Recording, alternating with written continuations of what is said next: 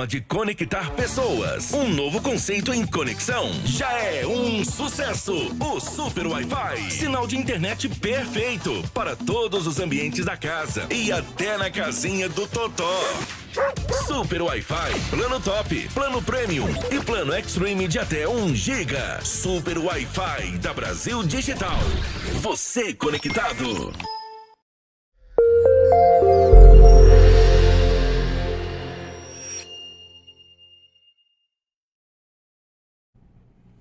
Olá, boa noite a todos e todas. Sejam todos e todas muito bem-vindos e bem-vindas ao nosso canal newsrondônia.com.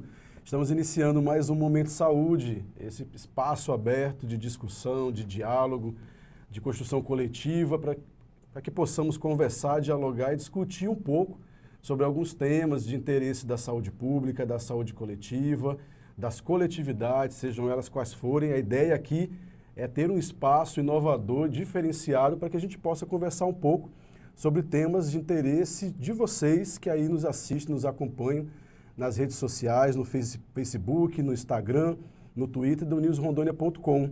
Eu sou Marcúcio Antônio, enfermeiro, estou aqui para dialogar com vocês hoje, 23 de junho de 2022.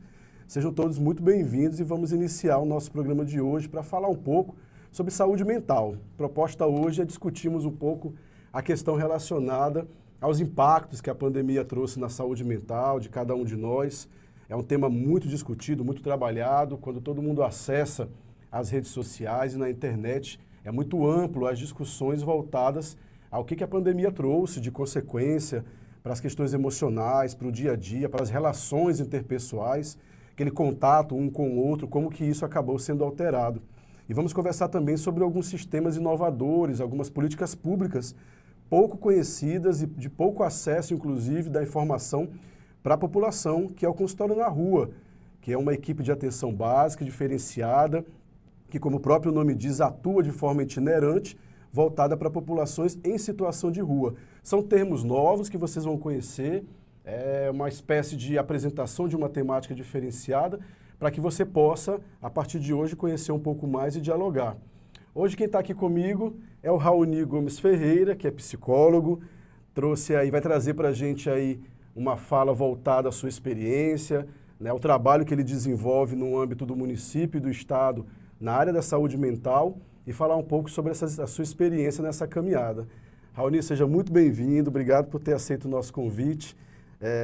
O nosso espaço aqui é um espaço de fato para levar temas diferenciados, conversar um pouco com o público que nos assiste voltado às questões da saúde. Então é um momento que a gente pode usar e que está aberto para que você possa explanar aí sobre essa temática que a gente está trazendo hoje. Seja muito bem-vindo. Obrigado, Marcúcio. Te agradeço muito o convite, né? Aqui faz parte de uma continuidade, né, de um diálogo de muitos anos que a gente já tem na CEMUSA, né? Você na assessoria técnica, né, por ter nos auxiliado nesses anos de engatinhando, né, construindo ali. Hoje a gente tem algo mais sólido, inclusive, né, do que desde 2014, né, que a gente está credenciado, a nossa equipe de consultório na rua. E vamos trocar uma ideia aqui boa, né, sobre a rua, né, sobre o espaço da rua na rede, né, e sobre a rede na rua, né, que é esse o trabalho, esse movimento que a gente faz, né, dessa comunicação entre mundos, né. Há um afastamento muito grande que a gente tenta superar, né, superar esse abismo, né, entre a população da rua, né, e a rede de saúde, né. A gente precisa incluir isso, precisa dar jeito, né. Muito bom, dá pano para manga. É um tema que de fato instiga todo mundo, né. Hoje você transita no dia a dia do trabalho para casa, da casa para o trabalho, do trabalho para a escola, da escola para casa, e você consegue identificar um aumento no número de pessoas, né, nas ruas, inseridas nesse espaço, morando, vivendo da rua, né, nos sinais, nos semáforos, nas esquinas, enfim. E como que a saúde interage nisso tudo. Antes da gente começar, Raoni, eu quero saber um pouco de você. Psicólogo, como é que foi a caminhada? Por que a escolha dessa categoria profissional? Fala um pouco de você, essa questão da formação e o porquê da psicologia na sua vida como categoria profissional. Aí, se é fácil falar disso, muita coisa, né? hein? É muita coisa. Mas a escolha da psicologia, ela vem por questões, né, de cunho muito pessoal, mas também questões muito concretas também, né? De ter um curso, né, que eu avalio um curso bom na universidade também, né? Tenho, assim, a honra de falar que formei na Universidade, né, Federal. Vou estar lá semana que vem falando sobre medicalização da vida, né, e da sociedade, né? Então, eu gosto de falar sempre como que eu me aproximei da rua pela psicologia, né? Então, assim, sempre me intriguei muito em conseguir que a psicologia extrapolasse os muros, né? Então, na época não existia nem consultório na rua, assim, né? Não existia nem a política pública ainda nacional para a população de rua, em 2008, quando eu entrei, mas algo já me tocava muito, né? Essa questão de tirar a psicologia das quatro paredes, né? E aquela coisa clínica do atendimento individual. Exatamente, né? Tentando pensar de uma forma ampliada, né? Então, isso me intrigou por alguns anos, até eu conhecer um grupo de estudo que existia na universidade, que era Psicologia na Rua. Então, algumas pessoas já vinham desenvolvendo trabalho de pesquisa, né, PIBIC, e eu entrei como extensão universitária, PIBEX. Né? Na época era o grande Francisco Estácio, professor de filosofia, né? Dava supervisão para a gente. Tinha outros professores também da psicologia, a professora Valéria, né? E a gente teve muito apoio do Daniel, né, Lima também. O Daniel estava recém-formado, inclusive já era coordenador, acho que do CAPS 3 Marias, né? E a gente ia semanalmente para o Campo do 13, né? Isso eu acho muito interessante levar essa experiência, porque como a gente tem muito curso de psicologia hoje em Porto Velho, né? Então, assim, às vezes há uma procura muito grande pelo serviço, né? Pelo apoio institucional a essa população, mas não tem, às vezes, tanta, como é que eu posso dizer, tanto jogo de cintura para encarar a rua sem esse apoio todo do SUS ou do SUAS, né? Então, assim, a gente estava lá, né, e com riscos completamente medidos, né? A gente estava ali em 5 pessoas, 5 graduandos de psicologia, já estava em reta final do curso, né? A gente já tinha algumas disciplinas bem importantes para essa atuação. Então, a gente ficava de 5 da tarde até 6 da tarde fazendo escuta psicológica no Campo do 13, sempre às quintas-feiras. Que é um cenário tradicional dessa questão de inserção Isso, muito caracterizado por pessoas de meia idade, né, da terceira idade e muitos alcoolistas, né? Hoje mudou um pouco esse perfil, né? Tanto a questão da idade quanto o uso da substância também tem mudado esse perfil. Mas na época era essas pessoas que a gente estava lá para ouvi-las, né? A gente não tinha nenhum recurso. Não tinha assistência ainda, Não tinha nenhum né? recurso de SUAS nem SUS que a gente pudesse encaminhar, que a gente pudesse pensar em rede, encaminhamentos. Então, a gente estava somente com a nossa escuta, né? E isso foi que já é um dispositivo muito potente, né? Para aquelas pessoas que não são isso mudou completamente. Por ninguém, né? Mudou completamente a minha vida, acho que a minha carreira em si, né? Teve um desdobramento, assim, incrível, assim, porque isso me deu uma capacidade, eu acho, né? De conseguir chegar até as pessoas, né? Que nenhum outro lugar talvez me permitisse, né? Então, assim, mesmo... Eu tinha muito na cabeça também um conselho do Contardo Caligares, né? Ele falava para a gente procurar, né, as pessoas que a sociedade a sociedade rejeitasse, né? Quem a gente costuma, né, renegar para a obscuridão, a gente procura essas pessoas, justamente, né? Essas pessoas para a gente se testar. E que tem o seu potencial, né? Que quando descobertas, elas acabam transformando muito mais a nós, enquanto profissionais indivíduos, do que propriamente um retorno. Com certeza. Então, ali foi uma fonte de aprendizado tremendo, né? Tremendo. Então, eu vou sempre, assim, em faculdade, assim, por convite, né? De colegas, professores e tudo. E que nem eu falei que vou estar semana que vem na universidade, também na Uni. Então, eu falo isso. Se não há possibilidade desses alunos, né? De estarem junto com esse serviço, que eles encarem a rua, por exemplo, né? A gente tem hoje o Centropop, né, inaugurado em abril, né, Centro de Referência para a População de Rua, né, um serviço especializado, e do lado tem uma escola, né? Tem o Laura Vicunha, a 1 quadra de distância, né? Então, uma escola privada. Uma escola privada. Então, assim, a gente sabe que nacionalmente há alguns conflitos urbanos, né? Sobre o direito à cidade, né? Então, são questões bem delicadas, né? Que a gente tem que pensar, por exemplo, como que essa escola pode se implicar também, né? De certa forma, em gestos de solidariedade, né? De esticar os braços de alguma forma, porque... Contribuir com quem está no seu entorno, né? Para ela estar Exatamente, inserida num exatamente, espaço né, populacional, numa área geográfica da qual ela pertence e que ali tem necessidades, que ela pode contribuir. Exatamente. A gente sempre tenta levar uma noção de cidadania para essas pessoas, né? Então, elas saberem que elas têm o direito, né? Sem precisar se converter a uma moral ou né, estarem abstêmicas, né? Abstêmias, né? Então, isso é um processo transformador, né? Para então, você também é algo que vai te moldando. Isso, e é a forma como eu enxergo a psicologia, né? Então, ainda voltando à sua pergunta, por que eu escolhi psicologia, eu acho que principalmente porque eu sentia isso, que era um caminho para eu conseguir chegar a uma transformação social, criar pelo menos algum foco ali, né, de mudança, né, onde eu pudesse desempenhar algum agito social. Movimentar a coisa, né? Aline, você trouxe aí já no início da sua fala já muitos pontos que geram muitas discussões. Uma delas é essa questão que para quem está nos assistindo certamente tem dúvida. Didaticamente, podemos denominar morador de rua, pessoa em situação de rua, é temporário, é transitório? Como é que é esse contexto hoje para quem está nos assistindo entender? Quem é essa população, quem é esse público que normalmente a gente encontra no dia a dia? É interessante você falar isso, porque a gente ouve até às vezes morador em situação de rua, né?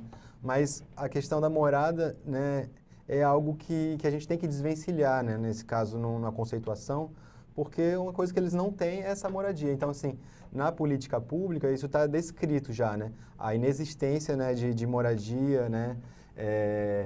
Então, a gente também inclui as pessoas que fazem também da rua o sustento, né? Então, as pessoas que estão cuidando de carro o dia inteiro, elas também estão expostas, né? Muitas vezes também se inclui outras vulnerabilidades também próprias da rua, né? Às vezes a pessoa tem família, né? Mas também tá numa aproximação tão grande assim, num flerte tão grande com a rua também, que o consórcio da rua também e os outros aparelhos do Estado, eles também devem se dobrar até elas, né? Então, assim, o termo mesmo é situação de rua, né? Pessoas em situação de rua. Que aí cada grupo vai desenvolver-se naquele cenário da sua forma, de acordo com a sua necessidade. E a gente entende também como um grupo muito heterogêneo, né? Então, existe casos, por exemplo, que a ciência social, né, os aparelhos específicos da população de rua, né, que acabam atendendo porque às vezes a pessoa não tem o recurso de ter um almoço, né, de conseguir pagar pela alimentação. Então, é algo que a SEMASF, por exemplo, tá oferecendo, que é a questão da segurança alimentar, né, através do Centro Pop hoje, já esteve oferecendo dentro de igrejas, né, como a Sagrada Família, a Igreja Quadrangular também no centro. Aqui em Porto Velho. Isso, exatamente. Mas é importante a gente ter noção disso, desse caráter transitório, né? Mas ter noção do caráter transitório da situação de rua também precisa ter um cuidado com o risco de você achar que todo mundo vai ter condição psíquica, né, de sair daquele contexto, daquela forma de vida da rua também. Então, assim, não é tão fácil a gente tem um ideal de saúde, né? A gente tem um ideal de cidadania, né, que perpassa a questão da moradia, né? Mas algumas pessoas não vão conseguir se adaptar mais a viver num lar, né? Então, isso é a questão que toca também a forma como funciona o consultório na rua. A gente não pode esperar ou impor à pessoa que ela saia do uso da substância ou da situação de rua, né? Para entrar no esquema terapêutico, por exemplo, não, se aquele ali é a gente realidade tem que incluir de alguma forma, né, que faça sentido para essa pessoa, né? A gente percebe que nessas pessoas também há o interesse também pelo acompanhamento, né? Pelo cuidado, né? A gente encontra, na verdade, várias outras barreiras, não necessariamente na vontade da pessoa, né? Às vezes a pessoa tem muita vontade, mas tem questões, que nem eu falo, desse conflito social também, também de uma moralização muito grande, né? Em relação à circunstância dessas pessoas, que perpassa também a questão das substâncias ilícitas, né? Das drogas, né? Então, o desafio do consultório na rua, né? É isso, é a gente conseguir incluir essas pessoas na rede, né? Essas pessoas, elas entram de alguma forma na rede, né? Seja pela urgência e emergência, geralmente, né?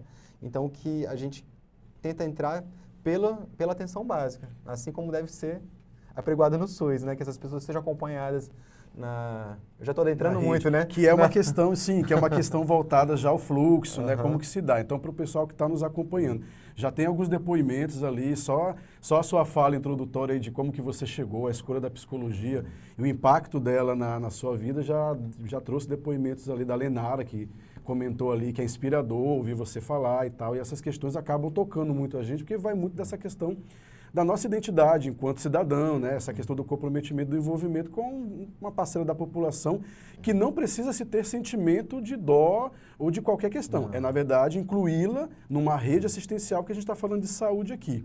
Então, para a gente iniciar e as pessoas entenderem o que é o consultório na rua, que equipe é essa, como é que se dá essa modalidade de atenção da qual você faz parte, quem é que está lá e como é que se processa, assim, sintetizar como é que funciona. Certo.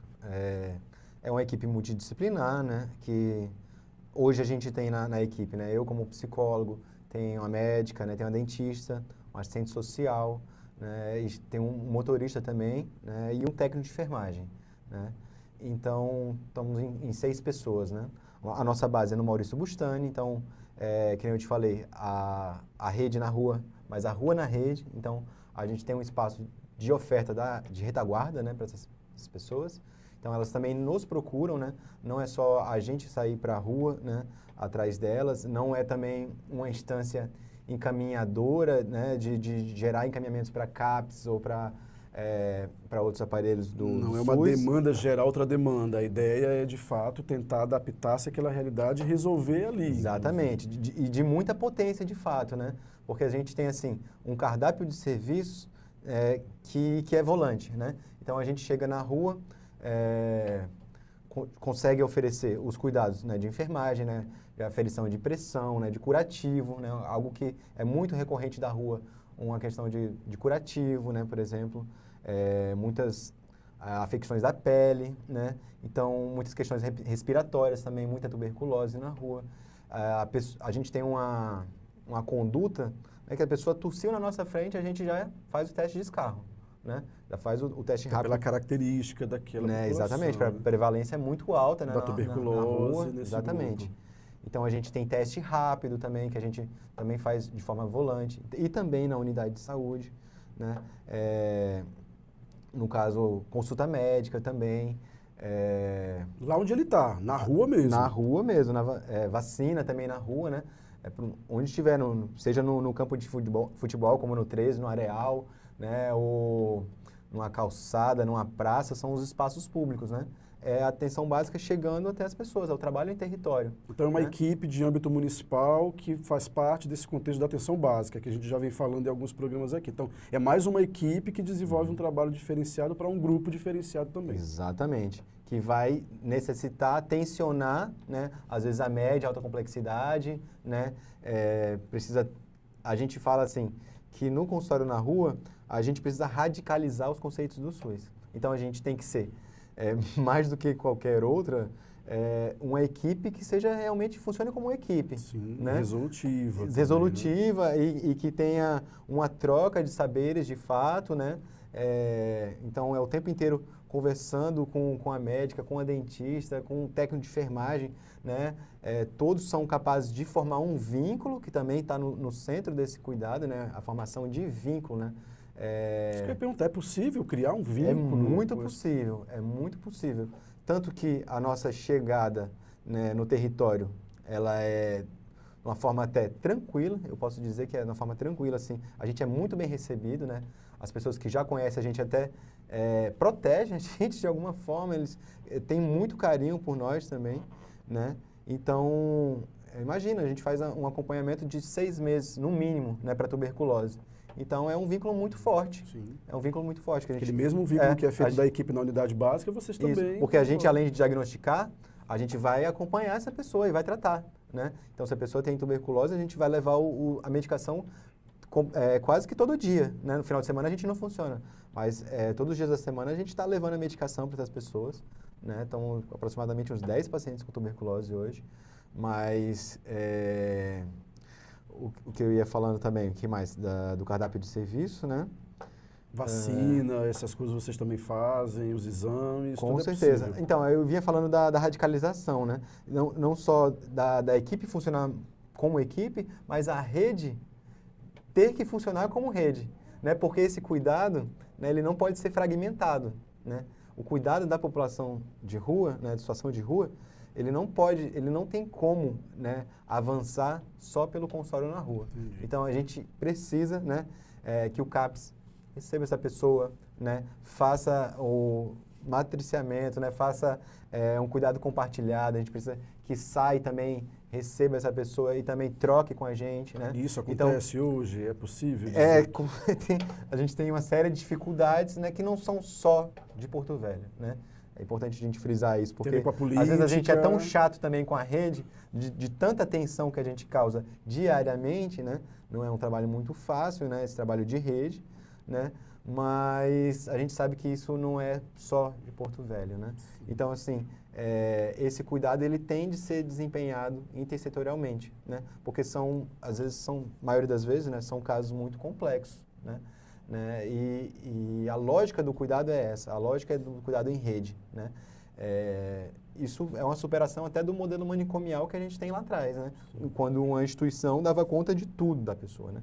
Ela tutelava essa pessoa. Clinicamente, né? Exatamente. Então, existia uma tutela absoluta dessa pessoa, né?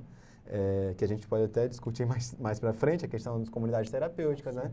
Então, mas hoje a gente já tem que funcionar sobre essa lógica de uma rede de cuidados, né? E pensar nisso é pensar numa cidade que acolha essas pessoas, né? É uma cidade que ofereça a inclusão. É isso que eu ia te perguntar. A gente percebe muito hoje, e eu conheço, claro, o consultório na rua, né? Conheço um pouco do trabalho.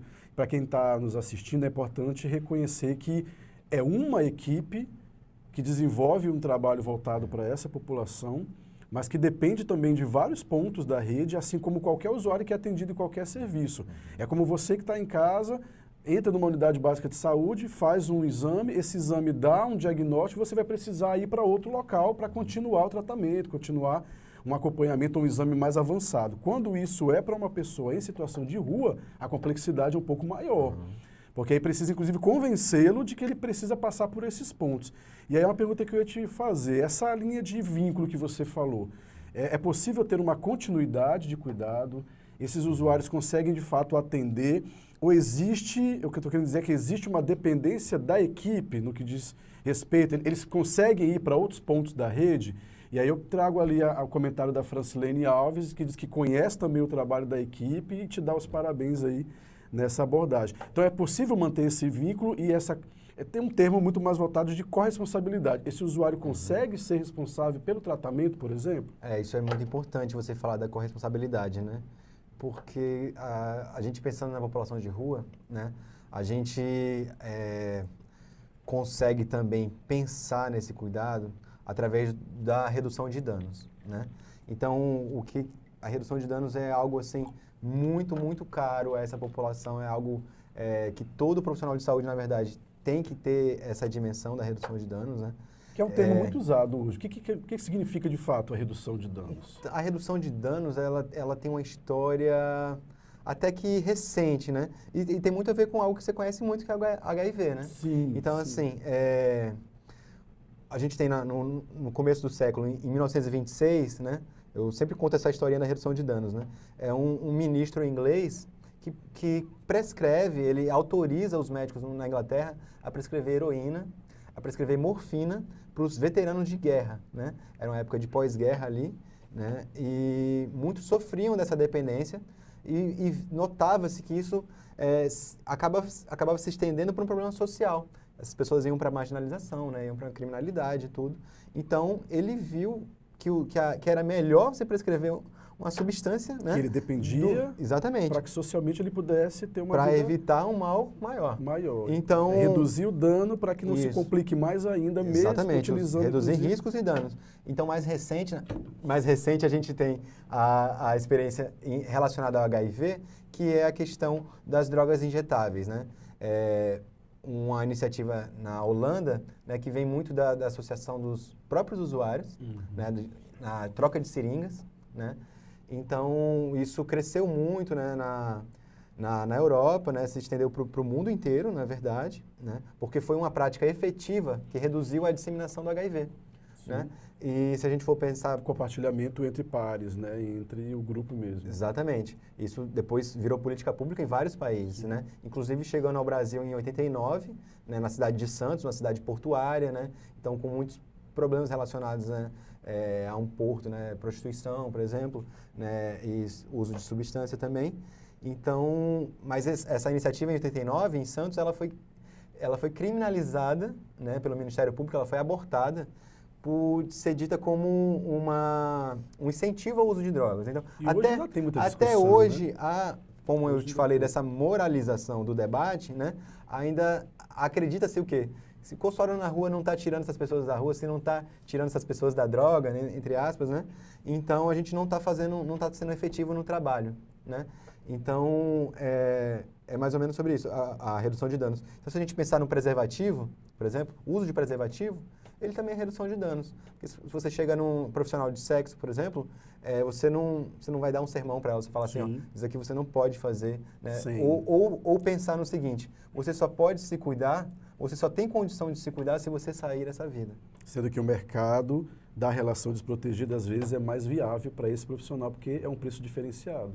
E ele está ali para sobreviver do sexo. Exatamente. Né? Isso gera muita discussão. A gente acaba pesquisando e vê muito essas questões relacionadas à redução de danos, que eu convido você a fazer uma pesquisa, dar uma lida, na verdade, com embasamento também, claro, né, vindo de algumas fontes fiéis, porque senão gera uma discussão voltada para um outro lado, inclusive. Aí eu tive que dar toda essa volta, né, para falar sobre corresponsabilização. Sim. Né? Então, porque a redução de danos, a gente tem um paradigma, né, de algo que são duas situações opostas, né, de alta exigência e de baixa exigência. Né? Quando a gente quer que essa pessoa do nada ela pare com o uso de substâncias, ou essa pessoa do nada saia da rua, né, a gente está exigindo muita coisa dela. Uma alta exigência. Muita coisa.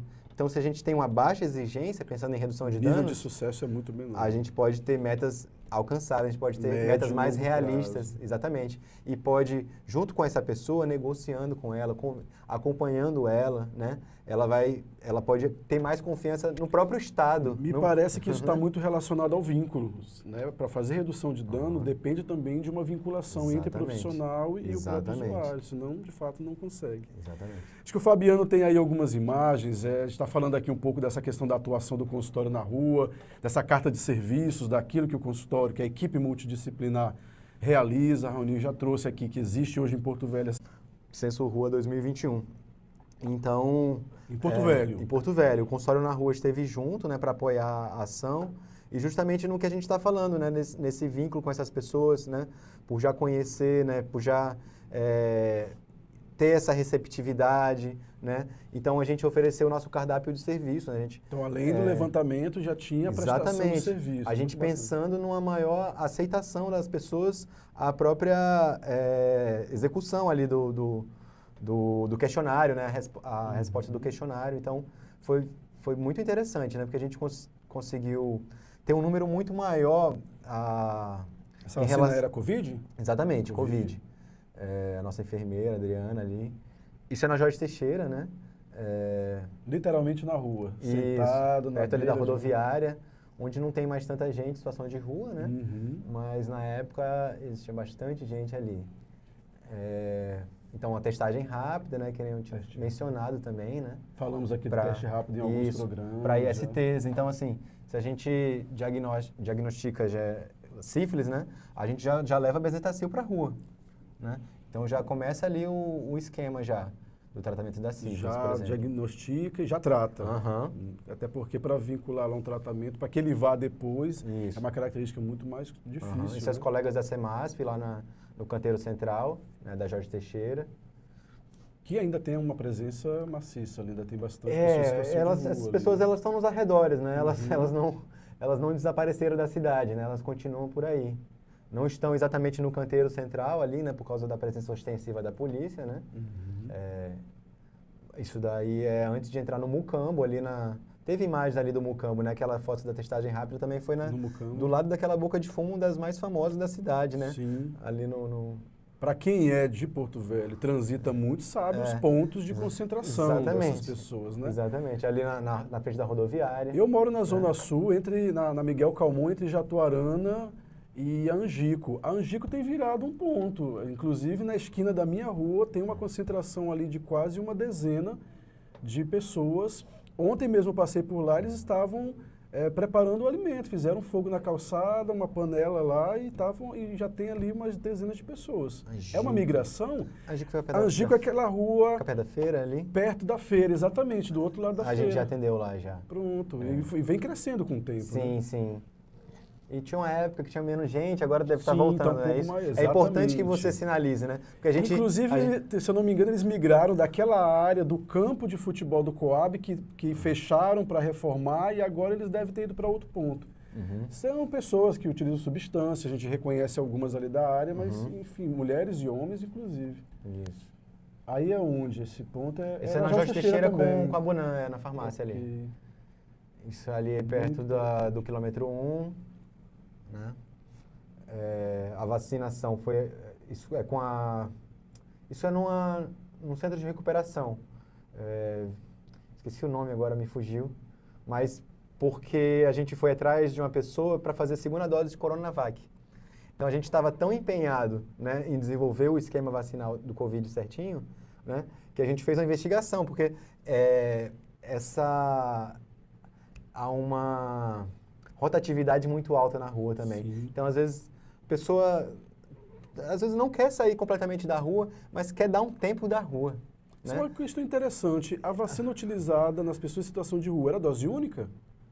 Ou era para dessas de esquema? Houve época que a gente estava com a Janssen, Porque a oferta que depois era... não ficou mais como dose única, né? Entendi, sim. Mas a gente se empolgou bastante, inclusive, considerando que na época era dose única, né? única. Mas a gente começou em abril, a gente começou dia 12 de abril com a Coronavac, né?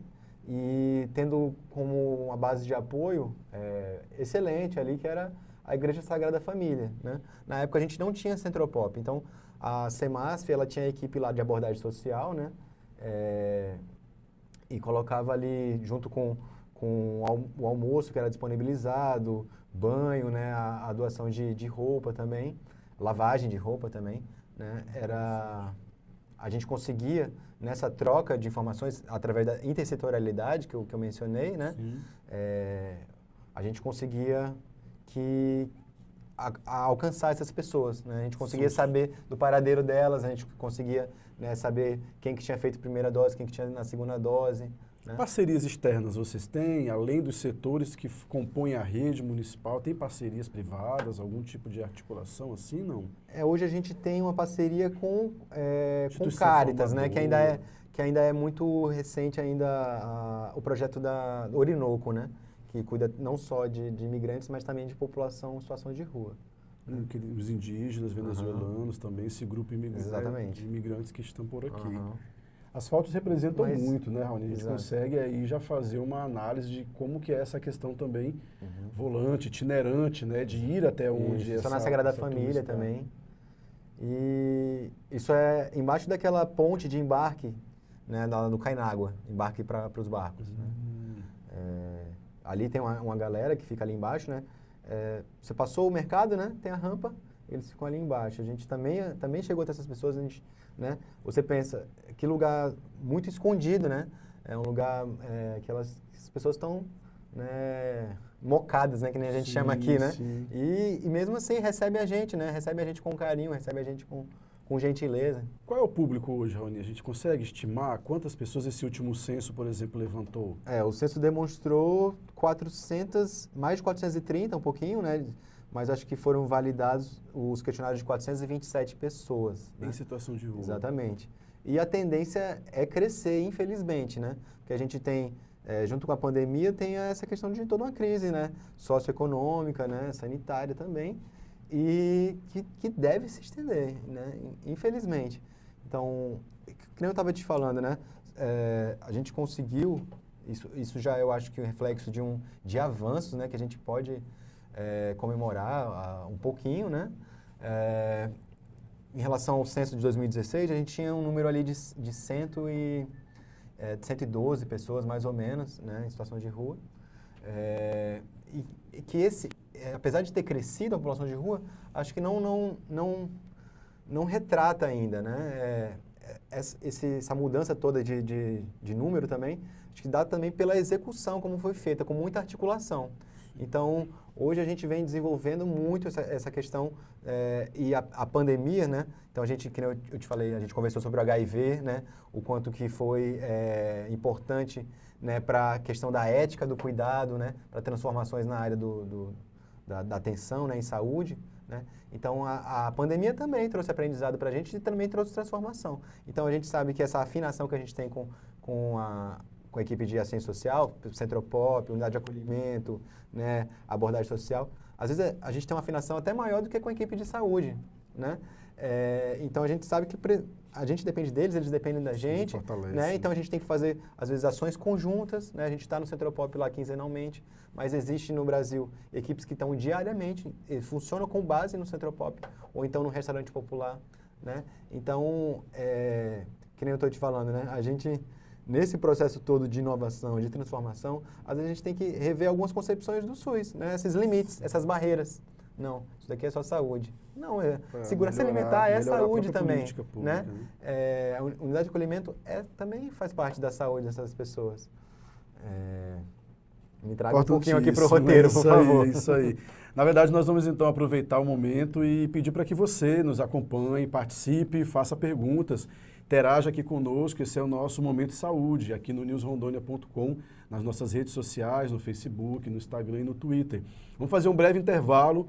A gente aproveita aqui para fazer uma análise das demandas que estão chegando no WhatsApp e a gente volta daqui a pouquinho. Até mais!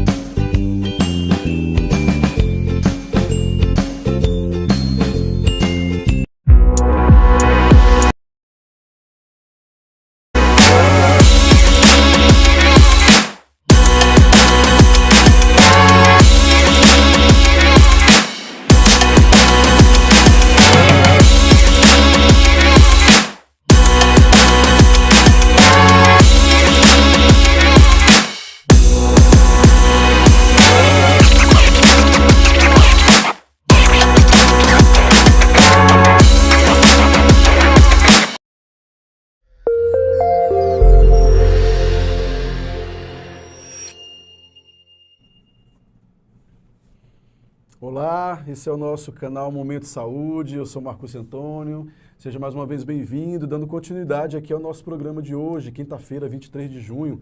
Estamos aqui às 18 horas e 43 minutos falando um pouco sobre saúde mental, falando um pouco sobre atenção voltada às populações em situação de rua e aprendendo e entendendo um pouco mais como que se dá esse contexto que faz parte da rede de atenção à saúde e que aqui em Porto Velho também está inserido. Raoni, eu vou te trazer algumas questões agora da tua opinião mais direta para a gente também entender algumas questões. Chegou aqui no WhatsApp algumas questões relacionadas à grande visibilidade, né, e a grande discussão que teve uma apresentação no Fantástico passado sobre essas questões de comunidades terapêuticas. Você até citou aqui. O que você entende sobre isso? Qual a tua opinião voltada? A população em situação de rua, ou mesmo as pessoas que acabam tendo contato com substâncias, que estão em níveis de vulnerabilidades, né, das mais diversas possíveis. As comunidades terapêuticas fazem parte da rede de atenção à saúde, elas são de fato o espaço, porque quando você entende as políticas públicas, existem cenários que deveriam estar instalados, criados dentro do município para poder melhorar essa atenção.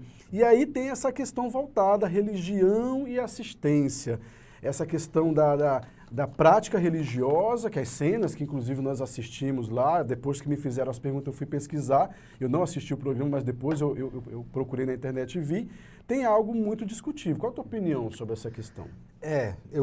A minha opinião ela se baseia pela ética, né? Pelo meu código de ética, né?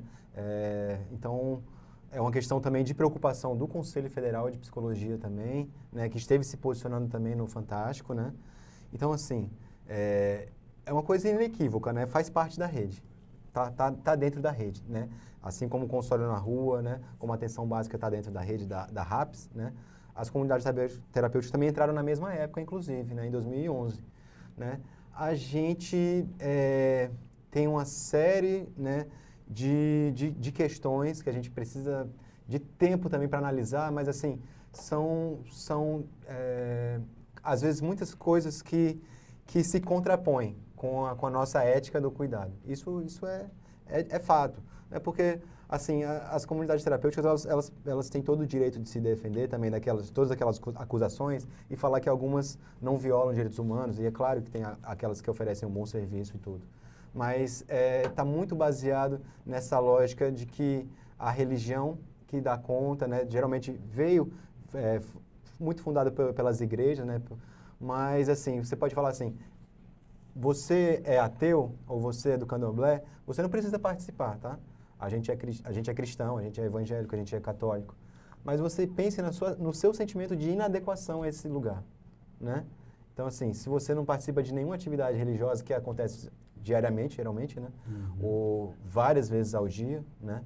Então, assim, Se não for, ele está fora daquele processo. Exatamente. De terapia, E para além disso, essa lógica que eu te falei, para além desse entendimento moral, né? Da relação, em relação à abstinência, por exemplo, né? Então, para além de pensar das comunidades terapêuticas, a gente tem que pensar a própria rede, né? Como que ela enfrenta essa questão de você cuidar de uma pessoa que usa uma substância ilícita, né? Que é ilegal ainda, né? Que é crime, né? Você está lidando com um criminoso, né? Essa pessoa, hoje em dia, ela não é presa, né? Na legislação, ela não pode ser presa, o usuário, mas você está lidando com um criminoso na sua frente, né? Então, assim, a operação que tirou as pessoas da Jorge Teixeira falava do tráfico, né? O álibi para expulsar as pessoas, o que pela política pública você não pode fazer, né? Pelos direitos humanos você não pode fazer, né? Porque o papelão dela na rua é compatível à moradia. Então, você não precisa procurar uma violação como do espancamento, né? Ou uma bomba de efeito moral, você não precisa ir atrás disso para falar que houve uma violação de direito. Você chutar uma pessoa daquele espaço que ela ocupa na rua, você está violando o direito à cidade daquela pessoa. Então, assim, além desse debate da comunidade terapêutica em si, a gente tem que pensar nisso, né? Como é que a gente pensa, para além disso, internação involuntária, compulsória, que é outro problemão, né? Agir contra a vontade. A pessoa tem a crítica preservada, mas as pessoas tendem a achar que pelo uso de substância, ela já não é dona de si. Exatamente, né? Não tem autonomia. Exatamente, não é sujeito de si. Mas a gente, na nossa prática, a minha opinião me baseia pela prática também, é que a gente percebe que essas pessoas elas têm a crítica preservada, né? A minha colega também, eu tenho muita satisfação de trabalhar com a Larissa, também é nossa médica, né? Ela tem formação também em psiquiatria, ela sente isso também. Então, a gente tem que pensar que a internação é o último do último caso. Depois que a gente já lançou mão de todos os nossos recursos, né, a gente vai pensar numa internação. Não pode ser uma estratégia, né, uma estratégia baseada na internação. E outra coisa... E a própria RAPS traz alguns outros outros mecanismos, que é a unidade de acolhimento. Né? Exato. Unidade de acolhimento a gente não tem em Porto Velho, né? Então, que facilitaria não necessitar tanto dessas CAPS AD3, um CAPS que são mais religiosos do que terapêuticos. Exatamente, CAPS AD3, CAPS AD 24 horas, né? Então, esse caminho, né, religioso, né, ele evoca essa condicionalidade, né? Então, assim, você quer se curar, você quer se tratar, você precisa largar isso. Você precisa largar essa vida, né? Mas a gente percebe que a gente precisa oferecer muita coisa que a gente não oferece, né? A gente precisa pensar em moradia, precisa pensar no binômio, né? Emprego e renda, né? E isso que foi demonstrado no nosso censo, né? Muitas pessoas sem escolaridade, né? Pessoas com ensino fundamental incompleto. Que é essa análise e o desdobramento para a questão social, então, a pessoa vai sair da comunidade terapêutica e vai continuar com o ensino fundamental incompleto, né? Então, você pensa nas chances que ela tem no mercado de trabalho, são muito limitadas. Vou voltar à pergunta do bloco anterior. Você falou das parcerias, né? Principalmente de fora da rede, mas eu vou tocar no ponto que é do fortalecimento dessa rede. Eu falei muito da assistência social, mas tem uma iniciativa que nos foi provocado pela Fiocruz, né? A Alice, né, a grande mobilizadora dessa comunidade de práticas, o Compaps, né? Então, ali a gente está tentando, né, que seja consolidada, de fato, uma rede, construir fluxo, né? Tem uma audiência pública para o mês que vem, que a Defensoria Pública do Estado, a nossa ouvidora geral, a Val, também está chamando, né, para o dia 14 de julho, as pessoas estejam convidadas e participem também, né? É importante também que a população de rua participe. É preciso ouvir a população de rua, né? Então, existe um movimento nacional saberem. Também muito forte, um movimento nacional, né, de população de rua, que na verdade é até contrário, essa prática de internações, né, que também construiu junto a concepção, né, do consultório na rua, de estar na atenção básica para cuidar da integralidade dessa pessoa, não focar só em substância, não focar só em transtorno mental, né? E outra coisa muito boa que também está vindo também é o Pop Jude, né, que é importante mencionar também, que é uma iniciativa do Judiciário, né, é uma forma de inclusão, né, da política nacional voltada à população de rua no Judiciário. Então, assim, eles também estão fazendo esse movimento, né? Vai ter no Centropop dia 30 de junho agora. Dia 30 de junho agora, né? Então vai ter apoio do Exército, do TJ, né, da DPE, e o Consultório na Rua vai estar lá também, né, o TRF, para ver questão de documentação, questão de perícia para benefícios, né? Então, são várias coisas acontecendo. São essas ações que vão resgatando, de fato, essa questão das necessidades primárias desses indivíduos, para que aí sim consiga se ter uma atenção integral. E o Judiciário está se implicando, né? De estar indo até elas. Agora tem um ponto assim... Né, isso é inovador ou isso já teve outras edições? É inovador. Acho que deve ter tido 2 multirões igual a esse em Brasília, né? Aqui a gente é a primeira. Tem a juíza Sandra Silvestre, ela faz parte desse comitê, né? Daqui de Porto Velho, ela, né? Faz parte desse comitê no CNJ, né? Então, não só eles estão indo no Centropop, mas também essa resolução 425, né? Do Judiciário, também precisa abrir as portas, assim como a gente também faz esse movimento, né, de incluir eles na rede. E também o Judiciário vai ter que passar por isso também, né, imagina, né, você chega num prédio do Judiciário, você tem que estar de calça jeans, exato, você tem tudo. Então, assim, esse processo de transformação é para o bem de toda a população. Se a população perceber que essa transformação é para benefício todo global da população, né, vai entender que há muita potência nisso, né? Então, a gente envolve uma desburocratização, por exemplo, né? Uma agilização, né? São coisas que nem eu te falei, dessa radicalização, né? Então, a gente não pode se contentar com o que está posto, né? A gente tem que fazer a roda girar, de fato. Raoni, você trouxe aqui para a gente, de fato, uma grande lição no que diz respeito a essa questão de identificar, né? De olhar diretamente, de ter um olhar mais amplo para aquelas pessoas que estão, de fato, invisíveis para a sociedade. A gente precisa assumir que quando se trata num contexto social, existem grupos que estão em situações de maior vulnerabilidade e que a invisibilidade dessas questões ainda é um desafio muito grande, não só para a saúde pública, porque isso é de interesse multiprofissional, interdisciplinar, vários setores, intersetorial, porque não é só as ações de saúde que vão, de fato, resolver. Você trouxe aqui elementos que mostram que é a questão social, é a questão jurídica, é a questão familiar, tem todo um arcabouço, porque o indivíduo é formado de vários âmbitos, né? E isso a gente precisa resgatar nessas questões. Então, é isso que a gente quis trazer hoje para vocês, instigá-los a pensar um pouco mais sobre o assunto, pesquisar, garimpar mais sobre o tema, não só o consultório na rua, como uma política pública inserida dentro da rede de atenção à saúde, não só essa questão das pessoas que vivem em situação de rua e quais são as características, né, para você, quando encontrá-las agora, olhar diferenciado e começar a participar dessas instâncias de construção.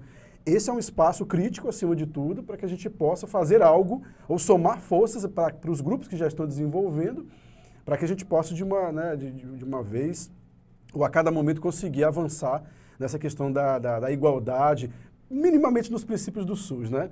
Na questão da universalidade da assistência, na equidade, acima de tudo, é o que a gente precisa fazer. E ver o indivíduo de uma forma integral.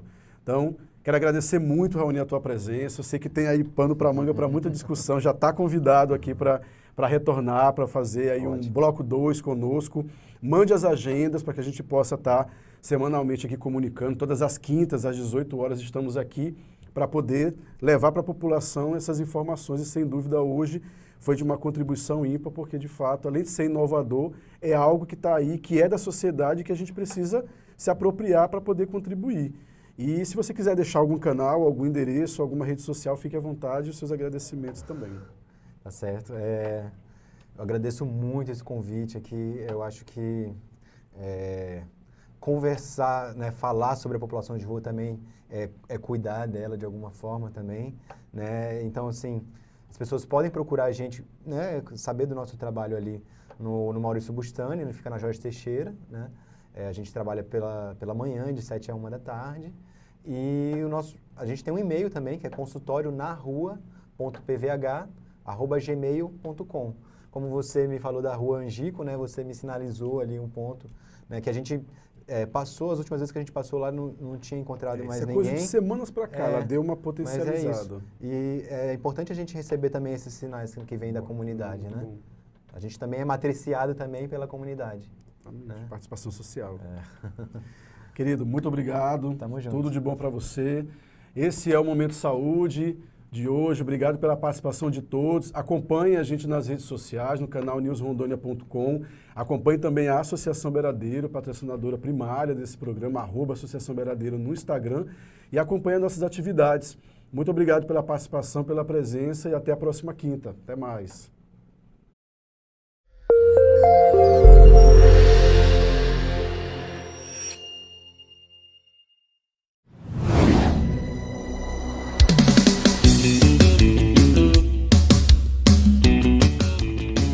Galera, mais um golaço de placa da ST Eventos. Foi dada a largada. Vem aí, isso é Calypso Tour.